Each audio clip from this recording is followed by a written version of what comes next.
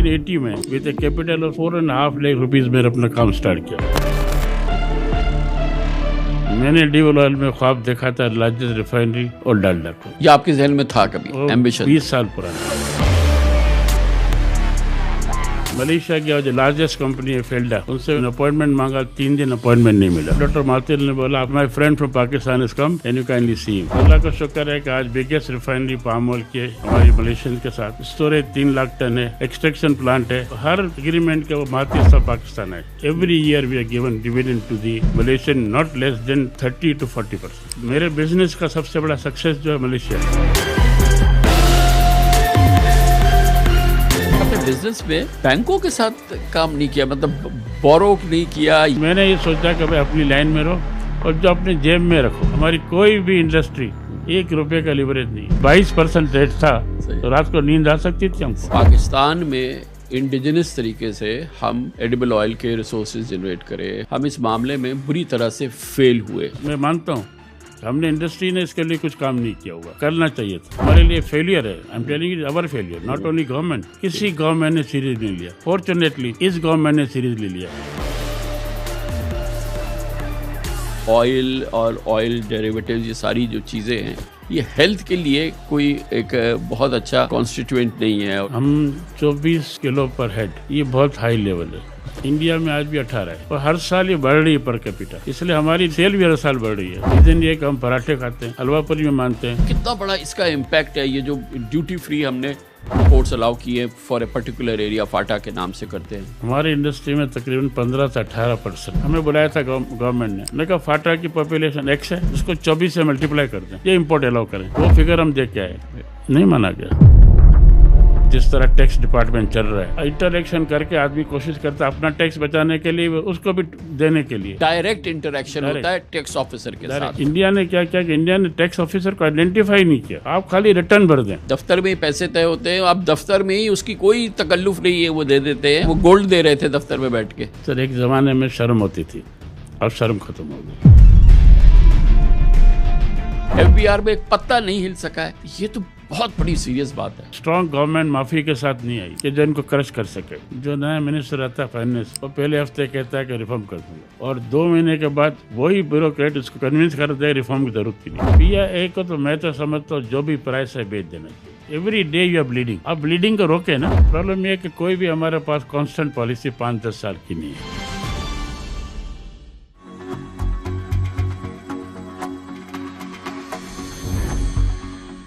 आप लोगों के जहन में अक्सर ये सवाल उभरता होगा कि क्या कोई एक आम आदमी, कोई लोअर मिडिल क्लास फैमिली का कोई शख्स कि एक बड़ा इंडस्ट्रियलिस्ट, एक बड़ा बिजनेसमैन बन सकता है या नहीं? तो इसका जवाब है कि ऐसा 100% मुमकिन है, बिल्कुल ऐसा हो सकता है। बस तालीम, महारत, मेहनत, लगन और सबसे बढ़कर एक शोबे में यकसुई किसी भी चैलेंज को कामयाबी में बदल सकती है। ऑन माई रेडार में आज पॉडकास्ट में हम आपकी मुलाकात एक ऐसी ही शख्सियत से कराएंगे जिन्होंने एक मुतवस्सित घराने में आंखें खोली, महदूद वसाइल के बावजूद बिजनेस लॉ और चार्टर्ड अकाउंटेंसी की तालीम हासिल की, सिर्फ 1300 रुपये माहाना तनख्वाह पर एक कुकिंग ऑयल कंपनी में मुलाजमत से करियर का आगाज़ किया। और अगर आज हम ये कहें कि आपने पाकिस्तान में एडिबल ऑयल की एक एम्पायर खड़ी की है, आप कुकिंग ऑयल के किंग है, तो शायद ये गलत नहीं होगा। हम बात कर रहे हैं घी और खुर्दनी तेल के मारूफ तरीन ब्रांड्स डालडा और उसके बनाने वाली कंपनी के चेयरमैन और तलो बनाने वाली कंपनी के डायरेक्टर जनाब बशीर जान मोहम्मद की। आप पाकिस्तान के एक बिज़नेस गुरु मैं समझता हूं कि उनको तसव्वुर किया जा सकता है। आपकी मालूमात बिज़नेस के मामलात में, ट्रेडिंग के मामलात में, पाकिस्तान की इकानमी के मामलात में लासानी में आपकी मालूमात है। आपके बिज़नेस ग्रुप के लिए यूनिलीवर से बरसों पुराने इंटरनेशनल ब्रांड डालडा की ख़रीदना ये एक बहुत बड़ी कामयाबी थी, एक बड़ा ब्रेक थ्रू थी। लेकिन अहम बात ये भी है कि आपकी कंपनीज मलेशिया के साथ सोयाबीन और पाम ऑयल की ट्रेड, इसके स्टोरेज टर्मिनल और एडिबल ऑयल के प्रोडक्शन के कई जॉइंट वेंचर्स पे काम कर रही है। आप पाकिस्तान मलेशिया बिजनेस काउंसिल के चेयरमैन भी हैं और एक बड़ी उम्दा बात यह है कि आप मलेशिया के साबिक वज़ीर आज़म डॉक्टर महातिर मोहम्मद, जो कि ज़ाहिर एक बहुत बड़े स्टेट्समैन हैं, उनके साथ आपके बहुत ही करीबी, बहुत ही देरीना, बहुत ही दोस्ताना ताल्लुकात रहे हैं। एक कामयाब बिजनेसमैन होने के साथ साथ बशीर जान मोहम्मद साहब बहुत अच्छी बात यह है, हम कराची में ये बहुत देखते हैं कि आप एजुकेशन और सोशल वेलफेयर के कामों में भी बढ़ चढ़ कर हिस्सा लेते हैं और बहुत ही प्रोमिनेंट नाम है। Karachi institute of business management IBM, Kharadar general hospital, Kharadar nursing hospital, Jan Mohammad trust जैसे इदारे आपकी मिसाल हैं, आपकी इंसान दोस्ती और अपने माजी की कम्युनिटी से जुड़े रहने की एक शानदार मिसाल हैं। पाकिस्तान के ये बिज़नेस ग्रो, पाकिस्तान के चैरिटी और सोशल की मामलात के बहुत ही अहम शख्सियत जनाब बशीर जान मोहम्मद आज हमारे साथ इस पॉडकास्ट के लिए मौजूद हैं। बहुत बहुत शुक्रिया बशीर भाई, आपने हमें ज्वाइन किया है। थोड़ा सी अपनी बिगनिंग के बारे में बताइए। एक आम पाकिस्तानी जो कि इस वक्त उस स्टेज पर है जहाँ पे आज कई दहाई पहले आप थे, कि वो क्या चीज़ थी जिसने टर्न अराउंड आपको किया, क्योंकि बड़ा ही हम्बल आपकी हमें लग रहा है कि बिगनिंग हुई है। कामरान साहब, आपने बिल्कुल सही किया। My father was a lawyer and we were lower middle class, लेकिन इनकी एक थी कि बच्चों को पढ़ाना है पूरा। तो डिस्पाइट लिमिटेड रिसोर्सेज इन्होंने हमको ये पढ़ाया। कराची में ही था विश्व? कराची में। बिल्कुल ठीक है। तो मैं, मेरे भाई और बहन और मैं, we got the best education. Actually जब मैंने क्वालिफाई किया तो बर्मा अलमिल थी एक, ठीक है। इन्होंने मुझे ऑफर किया एंड आई जॉइन देम में 1300 रुपीज़ से चार्टर अकाउंटेंट। आपको काम क्या दिया उन्होंने? उन्होंने मुझे फाइनेंशियल दिया। Okay finally I become CEO। Okay. लेकिन 1971 में नेशनलाइज हो गया क्या? तो वोटर्स इसलिए भी तकरीबन I was shifted to other departments. लेकिन 1980 में with a capital of 4.5 lakh rupees मैंने अपना काम स्टार्ट किया। ठीक है। उस वक्त टेलेक्स और टेलीफोन के पैसे देने पड़ते थे। ठीक है। तो मैंने 1.5 लाख रुपया टेलेक्स के लिए रिश्वत दी थी। ठीक है। बहरहाल ब्रोकरेज शुरू की, कुछ ताल्लुकात थे, इंडेंटिंग शुरू की। एक दिन मैंने कहा मलेशिया चलो। मलेशिया गया, जो लार्जेस्ट कंपनी है फेल्डा, ओके। उनसे अपॉइंटमेंट मांगा, 3 दिन अपॉइंटमेंट नहीं मिला। 4th डे में गया एक दोस्त के पास जो चैम्बर ऑफ कॉमर्स का प्रेसिडेंट था। इसने मैं कहा we go for lunch with some friend, और मुझे ले गए एक corporation call FIMA. Okay. FIMA was like TCP। Okay. वहाँ गए तो उन्होंने कहा जी डॉक्टर महातिर मोहम्मद है चेयरमैन। हम लंच किया। लंच के बाद डॉक्टर महातिर ने बोला आप कैसे आए हुए हैं? आप मलेशिया गए? मलेशिया। ये KL की बात कर रहे हैं? KL पे। जी। मैंने कहा जी मैं आया हूँ मिलने के लिए, फेल्डा को टाइम नहीं दे रहे। इसने फ़ौरन फ़ोन उठाया, बोला my friend I have met him first time. अच्छा, he was the prime minister then? He was the chairman of FIMA, okay okay one corporation only. Okay okay. तो he said my friend from Pakistan is come and you kindly see him. Now that is the day. लेकिन एक जो कहता है अल्लाह ताला बहुत सी चीज़ें खुद करता है, ठीक है। वो मुझे रिप्रेजेंटेशन मिल गया फेल्डा का। ठीक है। 2 महीने के बाद मैं ऑक्सफोर्ड स्ट्रीट में वॉक कर रहा था, ओके। तो सामने डॉक्टर लंदन में डॉक्टर मातिर साहब किसी के साथ जा रहे थे। ठीक। तो मुझे कह रहे हैं जी वेयर आर स्टेइंग? मैंने Cumberland hotel. How much you are paying? मैंने कहा 19 पाउंड। बोला why don't you shift to Selfridges hotel? क्या रेट है? 21 पाउंड। मैंने कहा सर महंगा है। हाँ। बोला नहीं, एडवांटेज है कि evening we can get together. Okay. तो सर 4 दिन तक हम निकलते थे सर्विस से, एजवर स्ट्रीट पे जाते थे, लेबनीज खाना खाते थे। लास्ट डे में इनको शेजान में ले गया पाकिस्तानी, ये सल्लू में? शेजान, जी हाँ, हेरिटेज के सामने लंदन जी में। जी सल्लू में जी। ये 4 डे ने practically change my life. Okay okay. How come? इन्होंने फिर जब आगे बढ़े, ये उस दौरान you get to know him, आपको पता चला कि I know and him he was still FELDA chairman? Then he become prime minister and then deputy prime minister. But जिस वक्त ये लंदन में आपकी हो रही है तब उस फीमा वक्त फीमा के चेयरमैन थे, राइट? जब डिप्टी प्राइम मिनिस्टर ने मुझे बुलाया कि जी you start refining in Pakistan with the Malaysian group, मैंने कहा नहीं सर, पहले स्टोरेज लगाएंगे। तो हमने 20,000 टन स्टोरेज से स्टार्ट की बल्क। आज माशाल्लाह 3 लाख टन है। ठीक है। फिर all the agreement way signed before him. Karachi आए। स्टोरेज का क्या काम होता है, थोड़ा हमारे नाज़रीन स्टोरेज को में बताइए। जो एडिबल ऑयल आता है वेसल पे जी। और डायरेक्ट जाता है टैंक्स के अंदर। ठीक है। तो it is storage edible oil big tankers. Okay. इसके बाद रिफाइनरी की बात आई तो ड्यूटी स्ट्रक्चर ठीक था, एनीवे रिफाइनरी लगाई और हर एग्रीमेंट के वो महातिर साहब पाकिस्तान आए। ठीक है। और तो एग्रीमेंट लग गया। ये एडिबल ऑयल जो है इसकी रिफाइनरी की बात हुई जी, कि जी। ये क्रूड आप लाएंगे और उसके बाद उसको यहाँ रिफाइन करेंगे। वैल्यू एडिशन थी। ठीक है। और महातिर साहब को मैं जब भी जाता था मलेशिया, इनको कारपेट बड़े पसंद थे। ठीक। I used to take one carpet for ठीक ठीक। तो हर साल जब भी गया at least twice year I used to go to him for breakfast. सही। फिर इन्होंने मुझे प्रॉम्प्ट किया और काम करो। तो अल्लाह का शुक्र है कि आज बिगेस्ट रिफाइनरी पाम ऑयल की हमारी मलेशियन के साथ, स्टोरेज 3 लाख टन है, ठीक है। एक्सट्रैक्शन प्लांट है। हर साल from beginning Kamran Khan every year we are given dividend to the Malaysian not less than 30 to 40%। ठीक है। So your partners there, हाँ। डॉक्टर मालतीर ने हर जगह अप्रिशिएट किया। एक छोटी बात कहूँगा, नवाज शरीफ साहब जब फर्स्ट टाइम बने तो मालतीर साहब को उन्होंने कहा कि ये आके मुझे कैबिनेट को मिले। खैर आई वॉज ऑल्सो इन्वाइटेड।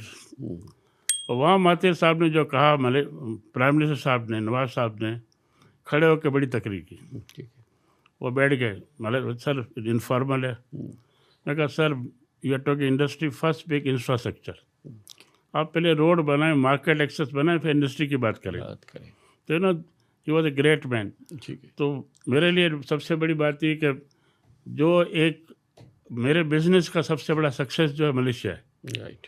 और इसके लिए इंस्ट्रूमेंट अल्लाह की मेहरबानी से डॉक्टर मालतीर साहब। अच्छा, तो ये बताएं वैश्व भाई कि ये एक टोटली इंपोर्ट ओरिएंटेड आपका बिजनेस है जिसमें कि हम मैसिव इंपोर्ट करते हैं, और जाहिर है कि ये हमारी लिए बड़ी एक ऑब्वियस कॉस्ट है मगर हमारी ज़रूरत है। लेकिन पाकिस्तान में इंडिजिनस तरीके से हम एडिबल ऑयल के रिसोर्सेज जनरेट करें, हम जाहिर है जब वहाँ हो सकता है तो यहाँ भी हो सकता है, ख्याल है। लेकिन ये कि ये हम इस मामले में बुरी तरह से फेल हुए, और क्या गवर्नमेंट ने कभी आपके साथ इंगेज किया या आपने कभी कोशिश की कि इस एक्सपीरियंस को अब हम पाकिस्तान के अंदर लाएं, क्योंकि बहरहाल ये एक सेकंड या थर्ड मेजर कॉस्ट है हमारी इंपोर्ट्स की, जो हम कुकिंग ऑयल इंपोर्ट करते हैं। बिल्कुल हमारा फेलियर है। इसकी एक रीज़न तो है कि प्राइवेट सेक्टर को आसानी थी इंपोर्ट करने की, अपनी बात कर रहा हूँ जी। तो हम इजी रास्ता निकालते हैं।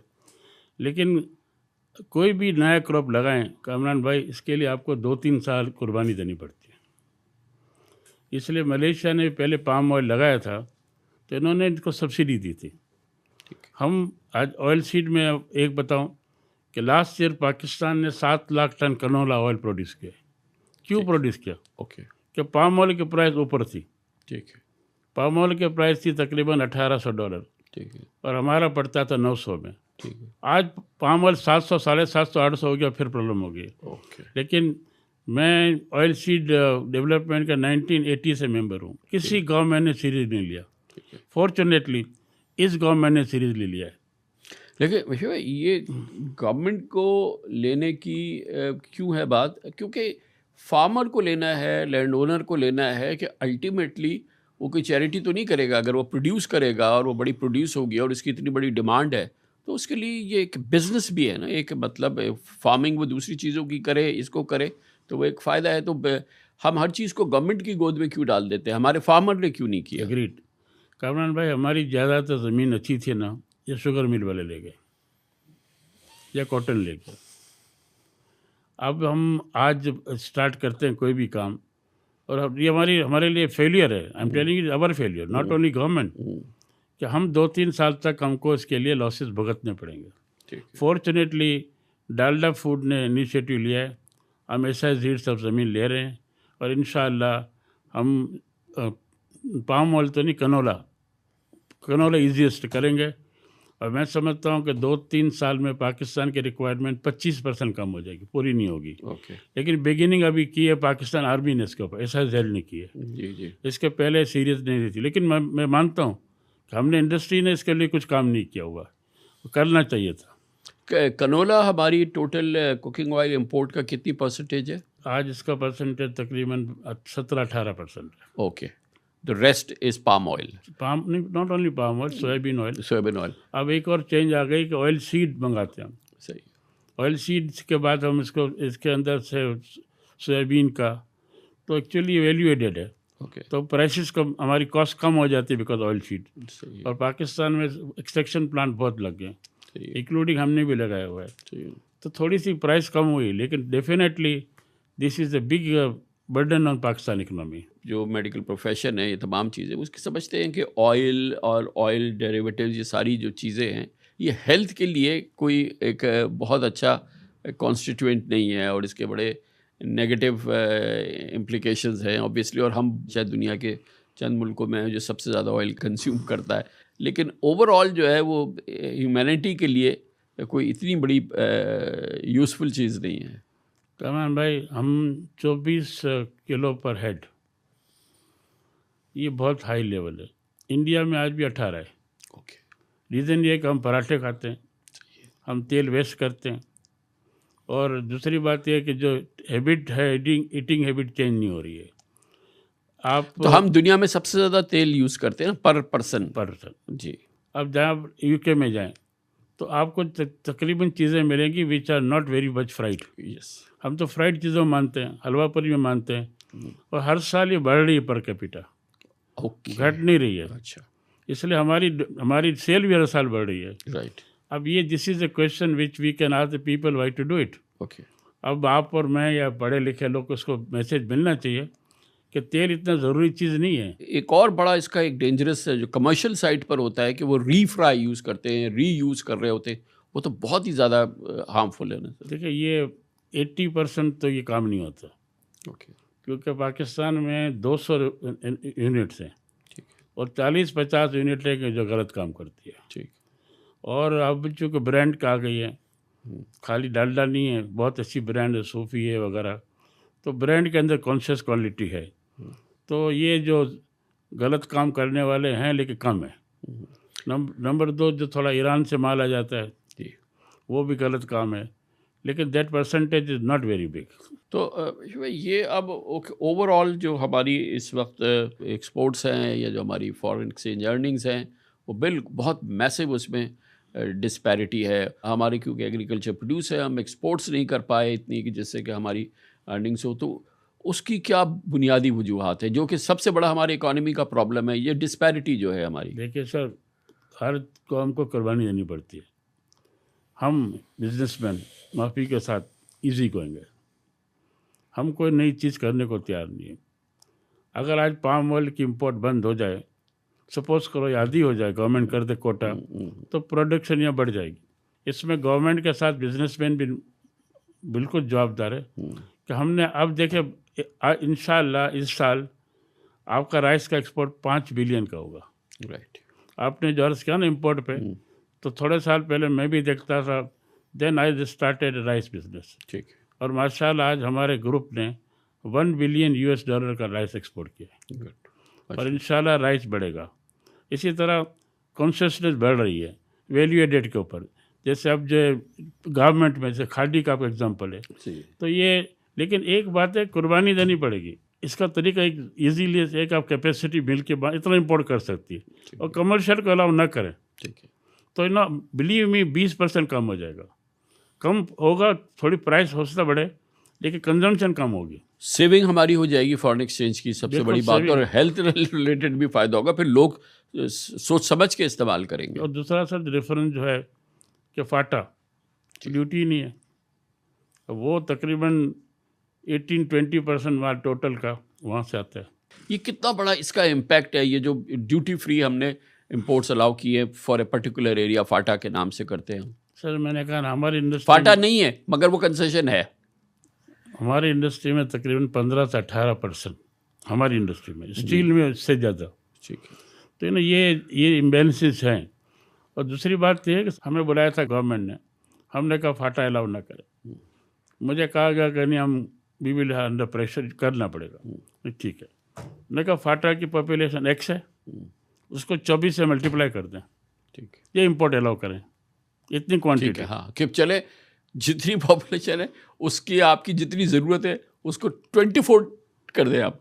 वो फिगर हम देख के आए, नहीं माना गया, नहीं माना गया, बोला जो ये मर्जी करेंगे, अनरिस्ट्रिक्टेड। तो भाई ये जो इस वक्त हमारी ओवरऑल नंबर्स जिस वक्त मैं आपसे बात कर रहा हूँ अच्छे हैं, हमारी मार्केट्स वगैरह सारी बेहतर सूरत हाल में, हम हर लिहाज से खुश हो रहे हैं, लेकिन पाकिस्तान की जो मजमूई कौमी पैदावार है वो तो रीजन में ओवरऑल भी जो है वो 25 करोड़ के मुल्क के लिए तो बहुत ही मेजरेबल है। इसकी क्या वजह है कि ये हम इस किस्म की ग्रोथ में हैं और पिछले 8-9 साल से यही हम देख रहे हैं? सर नंबर 1 वजह मेरे हिसाब से एजुकेशन है। हमने अपनी कौम को एजुकेशन दी नहीं है। Educated people will work. दूसरी वजह यह कि हम we are also short sighted, माफ़ी के साथ। हर कारोबार में लॉन्ग टर्म सोचना पड़ता है। हमको ये होना चाहिए कि इनोवेशन के लिए हमको रिसर्च करना पड़ेगा, और गवर्नमेंट को ये 2-3 साल सोचना पड़ेगा कि 2-3 साल में कारोबार नुकसान होगा, what should we do. Subsidy नहीं चाहिए, ठीक है, कम से कम उस इंडस्ट्री जो करती है उसको टैक्स बेनिफिट दें। राइट, 5% टैक्स बेनिफिट दें कि भाई तुम इतना ग्रो करोगे हम आपको दे देंगे। It's not a subsidy. अब टैक्स आज पाकिस्तान में आपको पता है कॉर्पोरेट सेक्टर में डिविडेंड दें ऑलमोस्ट 50% के ऊपर है। सही। तो ना दिस इज हाई टैक्सेशन, जो कि यूरोप में और अमेरिका के टाइप का टैक्स रखा है हमने, सर्विसेज नहीं है। हालांकि हमारी फैसिलिटी नहीं, यूरोप अमेरिका में हेल्थ फ्री है, एजुकेशन है, हमारे पास फैसिलिटी नहीं है। लेकिन फिर भी कॉर्पोरेट सेक्टर जो है ना, वो इसलिए कॉर्पोरेट सेक्टर के मसाइल गवर्नमेंट के साथ बढ़ते हैं कि टैक्स देने के वक्त आता है तो हम थोड़ा पीछे आ जाते हैं। राइट। तो एक्चुअली एक क्लैरिटी होनी चाहिए। लेकिन ये टैक्स का जो मामला है, ये तो जाहिर है कि ये इसी के अंदर वो छुपा हुआ है मामला कि हमारी जो पैरेलल इकॉनमी है, अनडॉक्यूमेंटेड इकॉनमी है, ग्रे और ब्लैक इकॉनमी है, वो बाज़ अंदाज़ों के मुताबिक डेफिनेटली इससे ज़्यादा है जो कि हमारी ऑर्गेनाइज्ड इकॉनमी है। और उसमें कितना बड़ा फैक्टर जो है वो इस बात का है कि जो हमारा टैक्स निज़ाम है वो अलाउ करता है कि आप चोरी कर लें, और वो अपने आप को इक्विप नहीं किया कि वो एक फुल प्रूफ निज़ाम बनाए, IRS की तरह से बनाए, दुनिया के मुल्कों की तरह बनाए, क्योंकि वेस्टेड इंटरेस्ट है, उनका अपना इंटरेस्ट है और बिजनेसमैन का अपना इंटरेस्ट है। तो बेसिकली ब्यूरोक्रेसी ने, और जो कि टैक्स ब्यूरोक्रेसी है या गवर्नमेंट ब्यूरोक्रेसी है, लीडरशिप है, उसने और बिजनेसमैन का ये एक तरह का गठजोड़ है जिसने कि पाकिस्तान को इस तबाही के रास्ते पर डाला है। क्योंकि 9% की टैक्स टू GDP रेशो के साथ मुल्क अपने पाँव पे खड़ा है, ये बड़ी बात है। I fully agree with you sir. इसकी डिज़ायर गवर्नमेंट के पास कभी भी नहीं है। जो भी रूल लाते हैं डिजिटल करेंगे या इसको करेंगे, मैं आपको एग्जांपल दूं, मुल्क का नाम नहीं ले रहा हूं मैं। एक मेरा दोस्त है, उसको वाइस सिटी से इनकम टैक्स ऑफिसर के आती ईमेल के जवाब दो। नहीं, आप नाम लेना बता दें कि हमें अंदाज़ा हो। मैं इंडिया की बात कर रहा हूं। ठीक है। वो आपका जो जानने वाले हैं वो बॉम्बे में है। बॉम्बे में है। ठीक है। इनको नोटिस आई कलकत्ता मद्रास से कि I am your officer and please give me the following information. 4-5 email करके इन्होंने इसको असेसमेंट कर दिया। He doesn't know who is he. ठीक है। यहाँ तो इनकम टैक्स ऑफिसर इसको थोड़ा और एक्सप्लेन करें ना कि इसका फ़ायदा क्या है, और ये क्योंकि आपने एग्जाम्पल दी है तो इस एग्जाम्पल को बताएं कि हमारे और वहाँ के निज़ाम में फ़र्क किया, और ये क्यों आप इस चीज़ की एग्जाम्पल दे रहे हैं, इससे क्या फ़ायदा है? सर बात यह कि यहाँ जो हम इंटरेक्शन करते हैं, तो आपको पता है कि जिस तरह टैक्स डिपार्टमेंट चल रहा है, गलत तरीके चल रहा है। इंटरेक्शन करके आदमी कोशिश करता है अपना टैक्स बचाने के लिए, उसको भी देने के लिए। सही। वो डायरेक्ट इंटरेक्शन होता है टैक्स ऑफिसर के साथ, जाहिर है। हाँ। और सामने बैठ के। ठीक है। और वो जो कुछ करना है, लेकिन इंडिया ने क्या किया कि इंडिया ने टैक्स ऑफिसर को आइडेंटिफाई नहीं किया। ओके। आप खाली रिटर्न भर दें। ठीक है। आपका रिटर्न कहीं भी जाएगा, इनकी मर्जी है। ठीक है। तो ये वो कोई सिस्टम होता होगा जो कहीं डिस्ट्रीब्यूट कर देता होगा। इनके पास सिस्टम है। बिल्कुल है। हमारे पास तो totally every day we get notice of tax and we contact the person. ठीक है। उसका नाम लिखा होता है, उसका साइन होता है कि आप मेरे पास आ जाओ। लिखा हुआ है मंजूर इलाही साहब, उसके पास जाओ। तो वो पहले आपको 4-5 दिन घुमाएंगे। सही है। फिर अल्टीमेटली कोई तरीके से बशीर भाई, ये तो हम लोगों को सब पता होता है, आपको भी जाहिर है सब पता होता है कि ये तो इंतहा है कि दफ्तर में जाते हैं, वो दफ्तर में ही पैसे तय होते हैं, आप दफ्तर में ही, उसकी कोई तकल्लुफ़ नहीं है, वो दे देते हैं और वो कुछ हो जाता है। और अगर एक्सचेंज रेट कुछ फ्लोट कर रहा हो तो गोल्ड में ले रहे थे, वो गोल्ड दे रहे थे दफ्तर में बैठ के। सर एक ज़माने में शर्म होती थी, अब शर्म ख़त्म हो गई। बशीर भाई, ये कभी सिस्टम ये FBR का, क्योंकि जो मेरा अपना एक्सपीरियंस है, अभी इंतहा हो गई, क्योंकि ये अभी पिछली गवर्नमेंट, ये गवर्नमेंट है, इससे पहले जो केयरटेकर गवर्नमेंट थी, उसके दौरान 2 बार कैबिनेट ने पास किया। SIFC जैसा इदारा बना, बिल्कुल फ़ौज के कंट्रोल में, फ़ौज के उसमें एसआईएफसी के तहत कैबिनेट से अप्रूव हुआ कि हमने एफबीआर को रिफ़ॉर्म करना है, ब्रेक करना है, टैक्सेशन के अंदर ये वाली आईआरएस की साइड को और कस्टम्स की साइड को तमाम फैसले हो गए। वही उसी एफबीआर के लोग इस्लामाबाद हाई कोर्ट गए, वक्ती तौर पे वहाँ से स्टे लेकर आए, गवर्नमेंट मुँह देखती रह गई और आज उस चीज़ को 2 साल हो गए हैं, लेकिन वो हो नहीं सकी एफबीआर में। एक नए डिस्ट्रिक्ट मैनेजमेंट के या सीएसपी ऑफिसर आ गए हैं जो कि चेयरमैन हैं और बस एक रत्ती नहीं हिल सकी। तो मेरे नज़दीक तो ये डेवस्टेशन है। अगर फौज भी नहीं करवा सकी और किसी भी सूरत से भी एफबीआर में एक पत्ता नहीं हिल सका है, तो ये तो बहुत बड़ी सीरियस बात है। जो नया मिनिस्टर आता है फाइनेंस, वो पहले हफ्ते कहता है कि रिफॉर्म कर दूंगा, और 2 महीने के बाद वही ब्यूरोक्रेट उसको कन्विंस करता है रिफॉर्म की ज़रूरत ही नहीं है। तो ना, ये तो again this is a thing where it suits anybody. जो ब्यूरोक्रेसी जो पाकिस्तान की है उसको ये सूट करता है, ये करा देते हैं। लेकिन गवर्नमेंट में कोई स्ट्रॉन्ग गवर्नमेंट माफी के साथ नहीं आई कि जो इनको क्रश कर सके।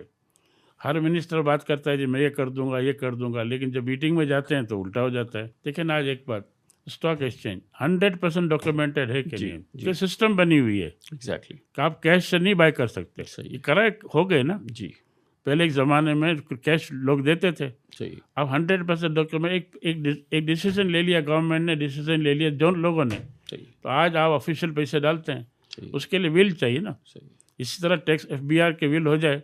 बिलीव मी, एक तो आपको शायद याद होगा कि हर साल सोचा था 2% कॉर्पोरेट टैक्स कम होगा, राइट अब बढ़ गया। अब मुझे बताएं 55-50% के ऊपर बड़ी मुश्किल होता है। राइट आज मैं अपनी डालडा 100% डॉक्यूमेंटेड है, जी 55% टैक्स बनता है। तो ठीक है, अब आप बताएं 55% टैक्स देना is a very high thing. तो गवर्नमेंट को टैक्स को रेशनलाइज करना पड़ेगा। रेशनलाइज करने के साथ साथ अगर ये चीज़ हो जाए, इंटरेक्शन ख़त्म हो जाए, तो इंशाल्लाह रेवेन्यू बढ़ जाएगा। लेकिन भाई इसमें जो है ये मिल के चल रहा है ना, एक तरफ से गवर्नमेंट है, दूसरी तरफ से हमारी बिजनेस कम्युनिटी। डालडा की आपने बात की, ये एक बड़ा एक इम्पॉर्टेंट चैप्टर है पाकिस्तान के बिजनेस और इकॉनमी का, क्योंकि ये यूनिलीवर होल्ड करती थी, फिर वो उन्होंने डीलिस्ट किया और उसके बाद उसको ऑफ़र किया, फिर हमारे पास आ गया। ये एक बड़ा बिजनेस है जो कि हमारे पास आए, तो कम से कम ये किसमें हम रिपैट्रिएशन नहीं हो रही है, पैसा हमारे पास रह रहा है, आपने वो सारा किया। ये चैप्टर बताइए, ये बड़ा इम्पॉर्टेंट है कि कैसे डालडा जो है वो आपने एक्वायर किया था। देखिए, जैसे यूनिलीवर से। मैं कहता हूँ कि हर आदमी को ख्वाब देखना चाहिए। मैंने डीवल ऑयल में ख्वाब देखा था लार्जेस्ट रिफाइनरी और डालडा का।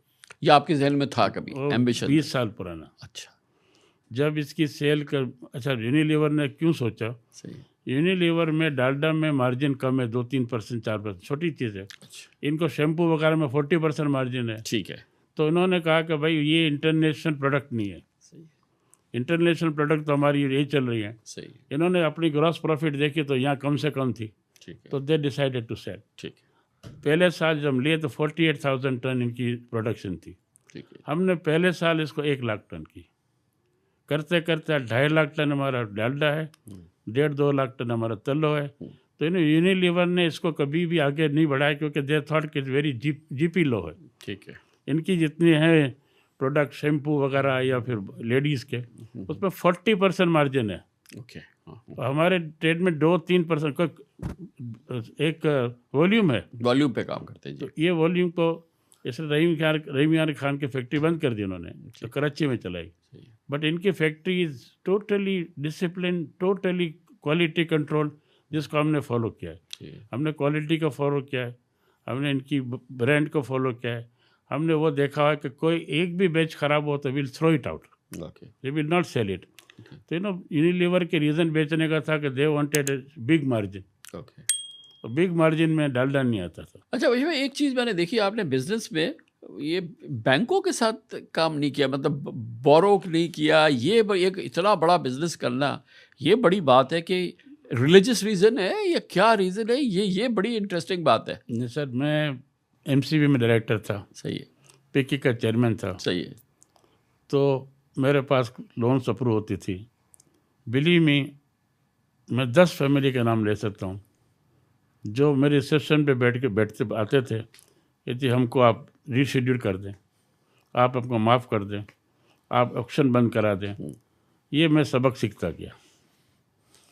अब जब काम शुरू किया तो छोटा मोटा पैसा था, मलेशियन के साथ क्रूज किया, तो मैंने इनसे कहा कि भाई वी विल नॉट बोरो, जैसे वी डोंट वांट टू। ने व्हाट दे सेड कि आपका इंटरेस्ट रेट क्या है? मैंने 12%। बोला हमारा 3% है, आप हमसे ले लें। मैंने कहा भाई डिवैल्यूएशन होगी तो कौन पैसे देगा? तो वो मैंने 25 फैमिली टूटते हुए देखी। ओके, ये आपका ज़िंदगी का सबक था कि ये आप बैंक से घबरा गए। मैंने कहा ओवर लीवरेज करेंगे। हालांकि आज भी लीवरेज करता है तो फर्टिलाइजर फैक्ट्री भी होती है, बैंक भी होती है, जाहिर बात है। हाँ। लेकिन मैंने ये सोचा कि भाई अपनी लाइन में रहो और जो अपने जेब में रखो। सही। तो ये एक एक्सपीरियंस मेरा इतना बुरा था। मैं फैमिलीज का नाम आपको पता है, पाकिस्तान की बिगेस्ट फैमिलीज ख़त्म हो गई है जो 48-50 में थी। क्यों ख़त्म हुई है? 2 रीज़न, एक लीवरेज और दूसरा आपस में फैमिली में डिस्प्यूट। 2 ही रीज़न है ना। सही। हाँ। तो मैंने सीखा कि यार मैं अगर मुझे ज़रूरत है महीने के 5 लाख रुपये आर्ग्यूमेंट से, सही। तो मैं 5 लाख कमा रहा हूँ बगैर लीवरेज के, तो वाई नॉट। अल्लाह का शुक्र है इस करते करते यहाँ पहुँच गए। हमारी कोई भी इंडस्ट्री 1 रुपये का लीवरेज नहीं है। वर्किंग कैपिटल जितनी हम थोड़ी लेते हैं उसके लेकिन भाई दुनिया का उसूल तो अब उल्टा है। कि मैं वो कर रहा हूँ उल्टा है, उससे ग्रोथ होती है। और आप कह रहे हैं ना कि आप बिल्कुल सही कह रहे हैं कि अगर आप होते आपके पास भी एक फर्टिलाइज़र भी होती, 2 सीमेंट होती, 2 टेक्सटाइल होती, जो सारी चीज़ें होती। लेकिन आप बिजनेसमैन भी हैं मगर अपेरेंटली आप रिस्क प्रोन नहीं है। आपने रिस्क लेने की आप में जो है वो कैपेसिटी कम है शायद। आई एग्री विथ यू, लेकिन रिस्क एंड कैपेसिटी के 2 जो असूल बना लिया ना। एक असूल बना लिया कि अपने काम में काम करना है, दूसरा कर अल्लाह ताला ने बहुत बरकत दी है। इंस्पाइट ऑफ दैट सर, मैं 16,000 कैपेसिटी स्टोरेज स्टार्ट की थी। आज हमारी जो स्टोरेज देखें, रिफाइनरी देखें, डालडा देखें, एक्सट्रैक्शन देखें, राइस देखें, हम पीछे नहीं हटे। हाँ, बहरहाल मुझे बैंक में कहता है कि शेयर ले लो, मैं नहीं लेता हूँ भाई। तो ठीक है, कुछ लोग मेरे दोस्त हैं, आप इंटरव्यू कर चुके हैं, जी। वो वेरियस इंडस्ट्री में गए, लेकिन लीवरेज कितनी है? मैं समझता हूँ अगर 22% रेट था तो रात को नींद आ सकती थी हमको। सही। तो मैं तो देखा अपनी कंफर्ट की बात सही है कि रिस्क मैंने अपनी कारोबार में रिस्क लिया है। I have not taken risk in which air अपना कराची मैं 10 करोड़ राइट ऑफ करके गया हूँ पहले दिन से कि भाई मिलेंगे जो अल्लाह खैर है। तो ये बात सही है आपकी कि मेरी इतनी रिस्क टेकिंग नहीं थी जो और लोगों की थी कि जी बैंक ले लो या फर्टिलाइज़र ले लो या टेक्सटाइल लगा लो। That is a drawback on my personality. ठीक है भाई, जो इंडस्ट्रियल ग्रोथ हमारे यहाँ सफिशेंट नहीं हुई है या जो उसी से जुड़ी हुई बात है कि जो एक्सपोर्ट्स की ग्रोथ जो है वो हमारी मिजरेबल है एक तरह से अगर देखा जाए तो इसकी वजूहात जो है तो बेसिकली तो इसका ज़िम्मेदार तो ख़ुद हमारा एंटरप्रेन्योर, हमारा बिजनेसमैन है ना, हमारा इंडस्ट्रियलिस्ट है कि उसने इनोवेट नहीं किया, उसने ग्रोथ नहीं की, उसने दूसरी तरह से अपनी प्रोडक्ट को बेहतर नहीं किया। और ये हमारी सोसाइटी में, हमारे पाकिस्तान के अंदर ये तो एक बहुत वीकनेस है कि हम उस अंदाज की ग्रोथ नहीं देख सकते जो कि हम दुनिया 25 करोड़ का बहरहाल मुल्क है। कमान भाई, एक्सपोर्ट के अंदर अगेन ब्लेम टू अस कि हमने हमेशा इजी रास्ता निकाला।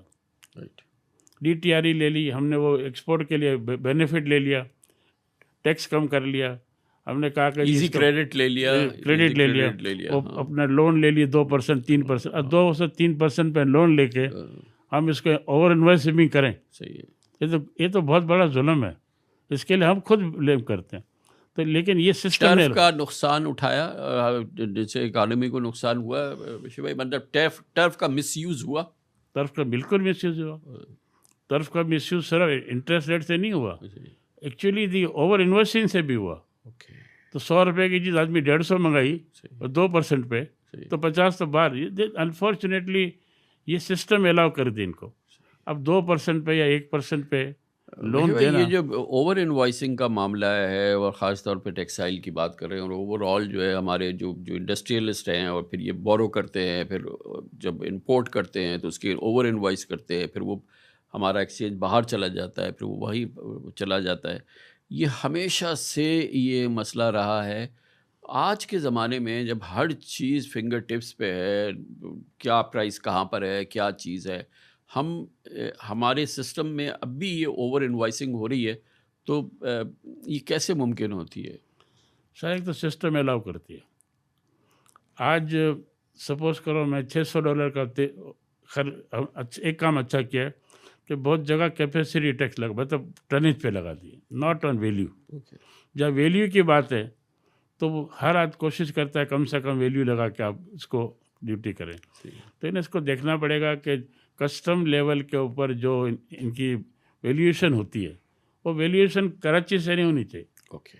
अब फॉर एग्जांपल मैं आपको बड़ी बात नहीं कर रहा हूँ, 10 घी मिल है, आप इनकी कैपेसिटी देख लें, इनकी सेल देख लें, इनकी प्रॉफिट देख लें, तो आपको इतना फ़र्क मिलेगा कि 1 से 20 का। अब वो इंटरम ऑफिसर को ये इतना दिमाग नहीं है कि भाई मेरी कैपेसिटी 1.5 लाख टन है, मेरी सेल 5 लाख टन है, मेरी प्रॉफिट है 5 बिलियन और दूसरे का आधा बिलियन है, इतना फ़र्क है। तो ये सिस्टम अलाउ करती है। सही। पूरी सिस्टम चेंज करेंगे। बिलीव मी, अगर हमारा इंटरेक्शन कम हो जाए ना तो हम खुद कहेंगे भाई जो ऊपर देते हैं पैसे यहीं दे दो, जान छोड़ो अपनी, और कम से कम डॉक्यूमेंट बना लो। सही। और पैसे ऑफिशियल हो गए। जैसे मैंने स्टॉक एक्सचेंज का एग्जांपल दिया, ये प्रॉपर्टी में नहीं कर सके सही। अभी तक। प्रॉपर्टी की वैल्यूएशन आज भी डिफरेंट है। तो अगर एग्जांपल है, अब सीडीसी एक ज़माने में शेयर चलते थे, हमने सीडीसी इंट्रोड्यूस की, ठीक है। तो आज फुल प्रूफ सिस्टम है ना। सही। ये सिस्टम बनाने वाले कौन थे? सिस्टम बनाने वाले हम थे, लेकिन गवर्नमेंट ने हमको फुल सपोर्ट आप किया। ये कह रहे हैं बशीर भाई, बड़ा ज़ाहिर है आप 8-9 साल खुद पाकिस्तान कराची स्टॉक एक्सचेंज के चेयरमैन रहे हैं, प्रेसिडेंट थे, और आप इस मार्केट को बहुत अच्छी तरह समझते हैं, आप ट्रेडिंग को माशाल्लाह बहुत अच्छी तरह से, बिज़नेस को आप बहुत अच्छी तरह से समझते हैं कि जो एक क्रिटिकल इशू है हमारा, ख़ास तौर पे टैक्सेशन के हवाले से, ये जो फिज़िकल इंटरेक्शन है टैक्स ऑफिसर के साथ से, आपने 3-4 बार इसको मेंशन किया, यू थिंक दैट ये बहुत बड़ा एक इशू है? ये इमीडिएट सॉल्यूशन हो सकता है। सही है।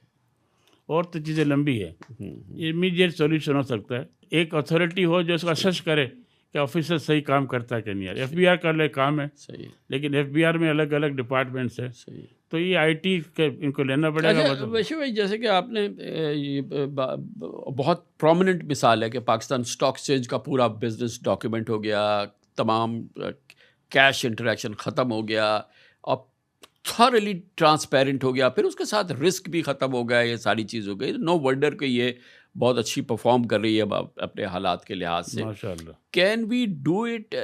और हम इसको रेप्लिकेट कर सकते हैं? एक हमारा बहुत बड़ा सेक्टर है रियल एस्टेट सेक्टर, उसका साइज़ स्टॉक एक्सचेंज से भी बड़ा है आई गेस, और उसके इम्प्लीकेशंस अगर वो सही काम करे तो टर्न अराउंड पूरे पाकिस्तान का हो सकता है। वहाँ के जो मसाइल हैं, और क्योंकि आप उसको भी बहुत अच्छी तरह से देखते हैं, आप खुद ट्रेड करते हैं, तो उसको आप कैसे देख सकते हैं कि उसके क्या इस वक्त क्रिटिकल इश्यूज हैं जो कि बेहतर आसान तरीके से उसको रिजॉल्व किया जा सकता है? कानून में गुंजाइश है कि अगर वैल्यूएशन मैंने दी है, government can by that valuation. Okay. Suppose करो 12 करोड़ का प्लॉट है, वैल्यूएशन 6 करोड़ है, ओके। गवर्नमेंट 6 करोड़ में प्लॉट, ये है कानून में है। अच्छा, ऑलरेडी है। अच्छा, लेकिन इसको कभी इम्प्लीमेंट नहीं किया गया। सही है। ठीक है ना, 2-4 केस भी गवर्नमेंट डाल दे नहीं तो ये तो गवर्नमेंट में ही होती है ना। ये आपने देखा है यहाँ पर जो मैसिव जो प्रॉपर्टी बेची गई है, और भी बड़े बड़े इदारों ने बेची है, वो तो खुद हमारे सामने होते हैं कि यार ये कितने की तुमने कितने में बेच दी, ये क्या किया। तो ये तो आपके पास मिसालें भरी हुई हैं। ये तो पहले तो गवर्नमेंट ही कर रही है ना, गवर्नमेंट कहाँ से कर लेगी? सर अगर गवर्नमेंट एक फंड बनाए और गवर्नमेंट कभी ऑक्शन नहीं करती है सर। जैसे ये लैंड है, इसको ऑक्शन करें प्रॉपरली, आप उसको एक ट्रांसपेरेंट तरीके से बेचें, तो ये तो गवर्नमेंट का काम है ना पहले।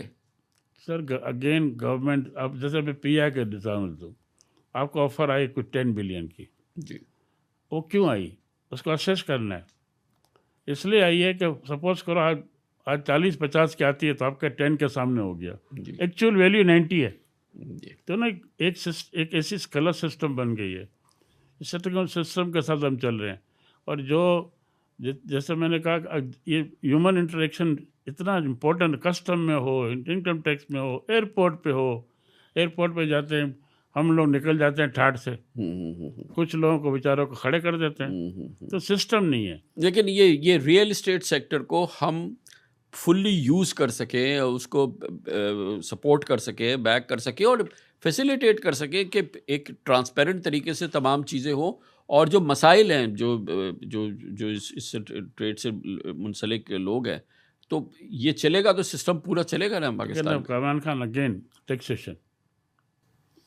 अगेन टैक्सेशन हैवी होगा, कैपिटल गेन पे इतना बड़ा टैक्स देना पड़ेगा, इनकम टैक्स देना पड़ेगा, तो सिस्टम लीकेजेस होंगी। हमको रीजनेबल टैक्सेशन करना पड़ेगा, हमको ट्रांसफ़र फीस भी रीजनेबल करनी पड़ेगी। आज मैं 6 करोड़ पे देता हूँ एक्स और 12 पे वाई देता हूँ, आपको एक्स करना पड़ेगा 12 पे भी, तो ही लोग इनकरेज होंगे। भाई आप ने बड़ा एक आपके तजुर्बे की वजह से आप सिविल एविएशन के बोर्ड पर रहे, आप एविएशन को बहुत अच्छी तरह से समझते हैं, और ये पाकिस्तान की तबाही का एक मॉडल बन गया है, पीआईए की जो तबाही हुई है और जो पाकिस्तान में इस वक्त इंडस्ट्री का ओवरऑल है। नहीं कि ये मुल्क अगेन 25 करोड़ का मुल्क और 5वीं बड़ी आर्मी और न्यूक्लियर पावर, यहाँ से कोई डायरेक्ट फ़्लाइट यूरोप नहीं जाती, यहाँ से कोई डायरेक्ट फ़्लाइट ऑलमोस्ट अमेरिका नहीं जाती। मतलब ये इतना बड़ा डिज़ास्टर है कि जिसकी कोई हद नहीं। और फिर ये नेशनलाइजेशन वगैरह की ये बात हो रही है, और उसके बावजूद भी ये सारा सिस्टम, इमरान खान की गवर्नमेंट तो ख़त्म हुए कितना अरसा हो गया, ये 1 साल से हम मुसलसल सुन रहे हैं कि पीआई को ये कर दिया, वो कर दिया। जहाँ से शुरू हुए थे वहीं के वहीं खड़े हैं कि हमारी कैपेसिटी नहीं है, हमारे लोगों की, हमारी लीडरशिप की, कि एक चीज़ को मैनेज कर पाते। कमरान भाई, इसमें एक दफ़ा कड़वा गुड़ पीना पड़ेगा। मैं सिविलेशन में था तो कुछ 100 करोड़ रुपीस लाइबिलिटी थी पीआई पे, तो मैं गया फाइनेंस इसाकदार साहब के पास। 100 करोड़ तो बड़ा अच्छा कोई ज़माना है, ये तो कोई 1 अरब की हुई ना। 1 अरब सॉरी। तो मुझे इसाकदार साहब का sorry we can't pay, we don't have money. अब सिविल एविएशन का आपको पता है कि आज भी पीआई सिविल एविएशन को पे नहीं करती, कोई भी चार्ज पे नहीं करती, टिकट में चार्ज लेते हैं वो भी पे नहीं करती। फिर भी सिविल एविएशन अब इन्होंने डिवीज़न कर दिया है। Civil aviation was a very healthy department financially, लेकिन अगेन दी विलिंगनेस जो है हमारी। अब पीआई को तो मैं तो समझता हूँ जो भी प्राइस है बेच देना चाहिए। Every day you are bleeding, आप ब्लीडिंग को रोके ना, आपको जो भी समझ में आए। अब हमारे पाकिस्तानी जो हैं वो फॉर्चुनेटली ग्रुप बनाने को बड़ा कोई तैयार नहीं है। ठीक है, 5-5, 10 करोड़ नुकसान होगा अगर 25 आदमी हो तो, लेकिन हमारे में ये रिस्क लेने का रिस्क तो नहीं, मेरे ख्याल से हमारी नीयत नहीं है, let's put it that way. वरना इस एयरलाइन को हम एक्वायर कर सकते हैं, और एक्वायर करके, लेकिन इसमें प्रॉब्लम है। अगर वो पड़ता आए, यानी कि वो बिजनेस फीजिबल हो, तो फिर बिजनेस में लेगा ना। इसमें सर फिजिबिलिटी से आगे दूसरा प्रॉब्लम है। फिजिबिलिटी तो हो जाएगी आफ्टर सम टाइम, लेकिन जो स्टाफ है वो स्टाफ इतना ओवर स्टाफ है, तो गवर्नमेंट उसमें अपना प्ले करे रोल। और दूसरा ये कि इन्होंने बहुत सी जगहों पे कॉन्ट्रैक्ट गलत कर दिए। मैं सिविल देख रहा था, कॉन्ट्रैक्ट लंबे चौड़े कर दिए। कैटरिंग का कॉन्ट्रैक्ट 3 साल का, फला कॉन्ट्रैक्ट, ये कॉन्ट्रैक्ट से बाहर हम नहीं निकल सकते। स्टाफ को हमको कहा 2 साल तक किसी को निकाल नहीं सकते हो, और 2 साल में तो आपको पता है क्या हो जाता है। तो ना इसमें इनको पहले रीस्ट्रक्चर, खाली कंपनी को नहीं, कंपनी की अदर बेटर्स लाइक स्टाफ है, कॉन्ट्रैक्ट को करना पड़ेगा। और जो आजकल लग रहा है कि फॉरेन एयरलाइन आज भी लेने को तैयार है। हमको जो बताया था कतर एयरलाइन, सऊदी, और वो लेने को तैयार। उसके रीज़न ये होगा कि इसको बनाएंगे, एक आपको शायद पता होगा कि नहीं, कि टर्किश एयरलाइन ने प्रपोजल दिया था जी, कोड शेयरिंग का। जी। वो उस वक्त एक्सेप्ट हो जाता है ना, तो आज कम से कम इस्तांबुल जाके तो आगे चले जाते, हमको पैसे भी मिलते। सही। और हमारी फ़्लाइट ज़्यादातर प्रॉफिट है इनको, हज की उम्र फ़्लाइट वो रहती, आज भी है। दुबई की फ़्लाइट है वो बढ़ जाती, इसके बाद लंदन की डायरेक्ट फ़्लाइट हो जाती, इसके बाद ये कोस्ट शेयरिंग हो जाती। उस वक्त पूरी फिजिबिलिटी बनी हुई थी, और सिविल एविएशन ने इसको वेट किया था। हमने रिकमेंड नहीं किया था, हमने पूरा भेज दिया था, लेकिन गवर्नमेंट लेवल पे इसको एक्सेप्ट नहीं हुआ। अब आज जो भी लेगा, अगर कतर लेगा, सऊदी लेगा या इमरेट लेगी, तो वो वही करेगी। कोड शेयरिंग करेगी, वही करेगी कि भाई हमको बिजनेस दे दो। सही है, हाँ। तो वो काम वो भाई बहरहाल वो पाकिस्तानी को डायरेक्ट फ्लाइट नहीं मिलेगी कराची से लंदन की मुश्किल, और किसी बहुत जगह पे। मुश्किल, बहुत हाँ। मुश्किल है, बहुत मुश्किल है। तो विश्व भाई ये अभी फिर ये बात हो रही थी, आप भी शायद उसके अंदर थे, ये जो हमारे लोकल जो बिजनेसमैन है, आपने कहा कि वो आए वो ले, मगर काम तो हमारे वालों ने जैसे एयर सियाल किया है और ये अब ये एयर कराची वगैरह की बात हुई, इससे सीरियस आइडिया और जस्ट जो वेरी सीरियस आइडिया। ओके और मैं आपको कामरान में बताऊं कि हमारी रिक्वायरमेंट है 500 करोड़ ओके और 1000 करोड़ की हमको कमिटमेंट आ गई है। अच्छा फॉर एयर कराची। हाँ माशाल्लाह। और आज लोग कह रहे हैं कि जी हमने रखा हुआ है 10 करोड़ रुपये मिनिमम जी जी और एक ग्रुप 50 का बनाओ, 50 करोड़ का। ठीक है, 10 ग्रुप हमने बना चुके हैं ओके और 5-6 ग्रुप लाइन में खड़े हुए कि क्या करें। ओके तो एयर कराची की फाइनेंसिंग ठीक है। ठीक है अब यह है कि we already appoint air marshal also. ठीक है। तो टेक्निकली देखो एयर सियाल अच्छा बाकायदा इस सीरियस मूव में आपने सीईओ भी अपॉइंट कर दिया है? मेरी ऑफिस में मीटिंग हो रही है। जी भाई, तो कमर्शियल एयरलाइन है, कमर्शियल वेंचर है, कमर्शियल ये सारी चीज़ है, बिजनेस है। यहाँ तो हम लोग तरकीद करते हैं कि भाई आप सर्विसेज से क्यों लोग लेते हैं। अब आपने शुरू की है प्राइवेट एयरलाइन, तो आपने एयर मार्शल साहब को क्यों लिया? नॉट कि वो हेल नहीं होंगे, माशाल्लाह बहुत होंगे, मगर बहरहाल ये कमर्शियल है, तो आप बिजनेसमैन को क्यों नहीं सर लेते? ये टेक्निकल सब्जेक्ट है, ओके लेकिन बोर्ड ऑफ डायरेक्टर्स में सब बिजनेसमैन है। ओके नंबर 1 जो हम CFO रखेंगे, नंबर 2 रखेंगे वो भी बिजनेसमैन होगा, ओके क्योंकि बोर्ड पूरी 100% बिजनेसमैन की है। ओके और technically we want somebody to start okay जिसको एक्सपीरियंस इसका है। ओके तो इंशाल्लाह आई थिंक हमने 3 महीने का टाइम दिया है, 3-4 महीने में लाइसेंस मिल जाएगा हमको। Okay and we intend to start in this second half of next year. This is great. ये तो बड़ा ज़बरदस्त आइडिया है, क्योंकि एयर सियाल जैसे किया, ये सियालकोट के बिजनेसमैन ने किया। ऑब्वियसली सियालकोट का अपना एक साइज़ है, लेकिन कराची तो एक मेहनत है, तो आप इसको एक अच्छे स्केल पे करना चाहते हैं ना? मैं सर इसमें थोड़ी सी बताऊँ आपको कि फिजिबिलिटी बनी ठीक फ्रॉम ए कंपनी, बड़ा पॉजिटिव। ठीक मुझे उन्होंने प्रिसाइड कराया, ठीक मैंने कहा I am sorry I don't agree feasibility. ठीक मैंने कहा जिसको आना है 2-3 साल नुकसान करने को तैयार है, ओके वह आने की ज़रूरत नहीं। फिर भी लोगों ने हाथ ऊँचा कर दिया। ओह माय फिर भी हम 50 करोड़ कलेक्ट कर चुके हैं, 500 करोड़ जी और लोग क्या हमको डालो। सही है। तो अब अच्छा मैंने क्या किया, मैंने इनसे कहा देखें आप 10 करोड़ दे रहे हैं ईच पार्टी, मैं कैन यू अफोर्ड इट और नॉट? तो यस, मैं कहा टेक ए रिस्क कैपिटल। ठीक है, आपने कहा ये भूल जाओ, ये नहीं है कि अब मैंने कहा 2 साल तक 3 साल तक बोला प्रॉफिट नहीं है तो मत आओ, हाँ क्योंकि हम इतना अमाउंट तो नहीं है, 100 मिलियन मांगा एक बाल्टी से। सही है। तो मैंने कहा भाई ये पहले हमारे जो हनीफ गौर साहब है बड़े ऑप्टिमिस्टिक, ठीक है तो मैंने इनको रोका। मैं हनीफ भाई प्लीज़, मैंने कहा सर आप ये एक्सपेक्ट ना करें कि आपको हर साल डिविडेंड मिलेगा। फिजिबिलिटी ये करी थी। मैंने कहा जब तक आप फॉरेन एयरलाइन शुरू नहीं करेंगे, उसमें सक्सेस नहीं होंगे, you can't make money. Sure. तो आप क्यों ऑप्टिमिस्टिक करें, let's put it that way. तो मैंने खुला कहा कि 2-3 साल तक आपको प्रॉफिट नहीं मिलेगा, ये समझ के आओ। फिर भी आ रहे हैं। 2 रीज़न है, एक तो सबको लग रहा है टूर बन रही एयरलाइन, सही बात है, दूसरी बात यह कि कराची के लिए एक प्रोग्रेस है। बिल्कुल है। और एयर सियाल हमने एयर सियाल के वहाँ से भी 1-2 बंदे एंटर किया हमारे साथ, सही है। और हम उनसे भी ले रहे हैं, जो भी हेल्प ले रहे हैं। तो कराची एयर कराची इंशाल्लाह विल कम अप। ये तो बहुत ही ज़बरदस्त आइडिया है, क्योंकि जो कराची की वैल्यू है, और you are the son of the soil हर लिहाज से विशु भाई। आप एविएशन में रहे हैं, आप पोर्ट कासिम में रहे, आप कराची स्टॉक एक्सचेंज को लीड किया है, आपने डालडा को लीड किया, आपने ये वेस्टबरी है, और ये सारा ट्रेडिंग इतनी बड़ी की है। आप अगर हम देखें तो कराची की इट्सेल्फ जो इस वक्त शक्ल है, जो हालात हैं, जो निज़ाम है, वो मिजरेबल है विशु भाई।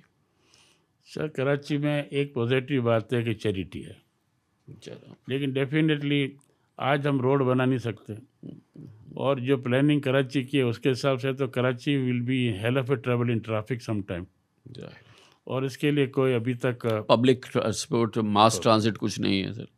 अच्छा, और दूसरी बात यह कि जैसे हमने कराची स्टार्ट किया, हम लोगों को वापस इनिशिएटिव लेना पड़ेगा। राइट, हम लोगों को कोई ट्रांसपोर्ट सिस्टम करनी पड़ेगी। राइट। कि हम गवर्नमेंट पे डिपेंड करेंगे, गवर्नमेंट से नहीं होगा। राइट।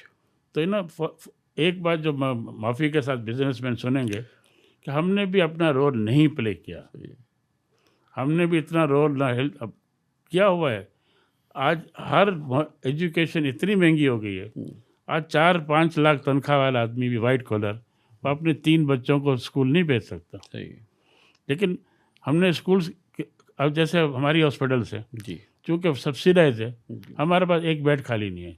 सही है। वरना कहीं भी घुस जाए 1 लाख रुपया रोज़ का है। सही है। तो ना अल्टीमेटली हमको भी अपना प्ले में खुला। कैसा रहा बशीर भाई एक आपका ये वाली सोशल साइड जो है, ये जो एक तो हेल्थ की साइड है जो खारादर हॉस्पिटल है, फिर ये खारादर फिर नर्सिंग टीचिंग इंस्टीट्यूट है, ये एक बहुत बड़ी चीज़ है जो कि की गई है और बहुत ही सब्सटेंशियल है, ये कोई टोकन कोई चीज़ नहीं है। ये कितना बड़ा चैलेंज रहा और कितना और या कितना आपके जहनी तौर पे ये रिवॉर्डिंग रहा? सर जहाँ तक सवाल है, ये इंस्टीट्यूशन चला रही थी बड़े बड़े सेठ, इन्होंने मुझे डाल दिया मैनेजिंग कमेटी में। एक दिन सब सेठ शाये हो गए, मुझे बना दिया प्रेसिडेंट। 40 बेड हॉस्पिटल थी, मैटरनिटी होम। ओके। मैं मेरे फादर बड़ा असूल पसंद थे, ठीक। इनको ले गया और मैंने कहा कि पीछे जगह मैं बनाऊंगा। मैं 2-3 हफ्ते भूल गया। वालिद साहब ने डांटना शुरू कर दिया, तुम तो भाई अनाउंस करके हट जाते हो। बिलीव मी, 76 लाख का एस्टीमेट था for ground floor, 24,000 square feet. मेरे पास 12 लाख थे। ठीक। सुल्तान मावजी साहब और पार्कलैंड वाले, इनसे मैंने सीमेंट और उतार ली और 100 बेड कर ली। अब सर बात यह है कि वहाँ के एरिया के लिए इट्स ए रियली ब्लेसिंग, और अल्लाह का शुक्र है कि अब फुल प्लेज हॉस्पिटल है और मेरे लिए सेटिस्फेक्शन सबसे बड़ा है। अब मैं कल भी गया था तो अल्लाह का शुक्र है, आज मेरे से पैसे हमने तो दे दिए। आज मैं किसी से पैसे मांगता नहीं, लेकिन फिर भी चेक्स आ जाते हैं क्योंकि लोग देखते हैं। मुझे को आता है डोनेट, मैंने कहा तू सी एंड सी इट, तो अल्लाह का शुक्र। इसके बाद डॉक्टर बिलू साहब हमारे साथ थे। एक दिन प्रपोजल आया कि जी मेडिकल कॉलेज खोल दो, जगह भी है। बिलू ने कहा नो, मैंने कहा no, we went for nursing. और आज हमारे पास 450 बच्चियाँ पढ़ रही हैं BSN, और BSN जो कर लेती है उसका 90,000 से लाख रुपया यहाँ बिल्कुल है। हमारे 220 बच्चे पास हुए, इसमें 80 बच्चे बाहर चले गए। भाई मैं इसके साथ ही एजुकेशन में जो आपने काम किया, ये IUBM एक बड़ा ज़बरदस्त, आमतौर पर CBM के नाम से ये बिज़नेस मैनेजमेंट स्कूल बड़ा बेहतरीन ये कराची में कायम किया है। इसका एक्सपीरियंस शेयर करें ये कि ये कैसे काम कर रहा है और उसके क्या अब तो माशाल्लाह एलुमनाई आ गए हैं, बहुत ही शानदार एक इंस्टीट्यूशन कायम हुआ है। देखिए सर, एक आदमी है ना वो ट्रांसफॉर्म कर सकता है। मेरे पास शाहजहाँ करीम साहब जी चीफ सेक्रेटरी थे, वो रिटायर हो सिंध के। जी बिल्कुल। मेरे पास आए दाऊद पोटा साहब एयर मार्शल को, काजी साहब जज थे, आसमी साहब को लेके। इन्होंने कहा कि इनकी कोशिश है कि इसको बनाया जाए। मेरा कितनी रिक्वायरमेंट है, बोला 65 लाख इनिशियली। मैंने घर पे रात को डिनर किया और बिलीव मी, हमने 65 लाख उस डिनर में कलेक्ट कर लिया। जो कम हुआ वो मैंने फेडरेशन पे डाल दिया, चैम्बर पे डाल दिया, स्टॉक पे डाल दिया। लेकिन विज़न किसका था? विज़न मेरा नहीं था। ठीक है, शाहजहाँ करीम साहब का। आज इसके बाद देखो, अल्लाह ताला कुछ चीज़ ऐसी करता है जो ख्वाब में नहीं होती। 2 साल के बाद साहब मेरे पास आ गए कि जी PF ने जगह दी थी, बोलते खाली करो। मैं गया एयर मार्शल के पास, मैंने कहा बशीर साहब इट्स मेकिंग प्रॉफिट, तो वी कांट डू इट। मैं निकल रहा था वहाँ से तो सामने रोड खाली, प्लॉट खाली थे। मैंने एक दोस्त को फ़ोन किया, 1 एकड़ प्लॉट वहीं लिया और माशाल्लाह 25 लाख में आज हमारे पास 28 एकड़ ज़मीन है। और जिस तरह इस तरह प्रोग्रेस किया, BBA MBA PhD तो चले गए। और आज टुडे हमारी डिमांड इतनी है कि अगर हमारे पास क्लासेस 200 की जगह है तो 1000 एप्लीकेशन आती है। लेकिन एक बात मैंने ज़रूर किया है कि जो बच्चा वो टेस्ट पास कर लेगा और इंटरव्यू, उसको रिफ्यूज़ नहीं किया जाएगा, भले स्कॉलर 0 फाइनेंस दे। ठीक है। मैंने कहा वो आप अप्लाई कर दें। पहले क्या करते थे हम, 1 साल के बाद देते थे जब GPA देख के। मैंने कहा नहीं, पहले साल दो, 6 महीने का रिव्यू करो, 6 महीने अगर GPA सही नहीं है तो डिफरेंट करो। तो कोई भी बच्चा हमारे आता है, if he passes this he has to get admitted. ये हमने असूल बनाया हुआ है। और इस मैं शाहजहाँ करीम साहब की फैमिली को तारीफ़ करूँगा, तालिब करीम वगैरह, Sabina Mohsin, 100% they go with this thing. Financial control आज भी मेरे पास है, राइट। और माशाल्लाह वहाँ भी हमने एंडोमेंट फंड शुरू कर दिया। अच्छा, वेरी गुड। जैसे हॉस्पिटल में किया हुआ है। और जो लेबना है आपने कहा, this is a real good model, but vision again, vision उस बंदे की थी। मेरी विजन खारादर हॉस्पिटल मेरी विजन कह सकते हैं। सही है। तो शाहजहाँ करीम साहब ने विजन लिया और इनकी सैलरी मैं फिक्स करता था। ठीक है। This is the man, he was bureaucrat. सही है। हाँ। तो अल्लाह का शुक्र है कि ये कॉलेज हम अब IT पार्क पे जा रहे हैं इंशाल्लाह। तो हमारे पास 5 एकड़ ज़मीन सामने दूसरी है, हम वहाँ IT पार्क पे काम कर रहे हैं और इंशाल्लाह इस पे करके दिखाएंगे। मैंने इनसे कहा कि रिक्वायरमेंट चेंज हो रही है, we can't produce more MBA and BBA, we have to go for this thing, और इंशाल्लाह इस पे आगे बढ़ेंगे। टर्न अराउंड पाकिस्तान का करना हो विश्व, एट द एंड मैं आपसे पूछना चाहूँगा कि जो लो हैंगिंग फ्रूट्स, जो कि हमारे लिए इतना मुश्किल काम नहीं है, लेकिन हम अपने मुल्क की तकदीर को बदल दें, यानी कि हम उस रास्ते पे चल पड़ें जो कि दूसरे हमारे रीजन के मुल्क जिस तरीके से चल रहे हैं, तो वो हमें क्या करना होगा जो कि हम आसानी से अगर करना चाहें, जो आप विल बार बार आपने मेंशन किया कि वो विल जिसके लिए दरकार है। देखिए, नंबर 1 तो है ना कि मुल्क में स्टेबिलिटी आनी चाहिए, कॉन्फिडेंस, मेरा कॉन्फिडेंस होना चाहिए इस मुल्क में। अच्छा, फॉर्चुनेटली आप बड़े इंटरव्यू आपने लिए, जी। हम सब इस मुल्क की पैदाइश हैं। सही है। We are big because of this country. Absolutely.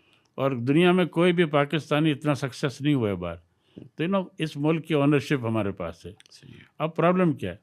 Problem ये है कि कोई भी हमारे पास कांस्टेंट पॉलिसी 5-10 साल की नहीं है। आज कल 2 साल क्या चेंज कर देंगे। दूसरा, हमारे पास जो करप्शन की चीज़ें आ गई हैं वो हट दे रही है। तीसरी बात ये कि जो इंडस्ट्री जिसको गवर्नमेंट को सपोर्ट हमको करने चाहिए, जैसे IT वगैरह, वो सपोर्ट नहीं है। अब टेक्सटाइल कितने साल करेंगे हम? सही। तो हमको आइडेंटिफाई करनी पड़ेगी कि this are the future industries, export led. और जैसे मैंने कहा, एक्सपोर्ट वालों को आपको कुछ बेनिफिट देना पड़ेगा। आप 5% दें, 10% दें, तो मुझे इतना हो कि भाई एक्सपोर्ट में कम मार्जिन भी है।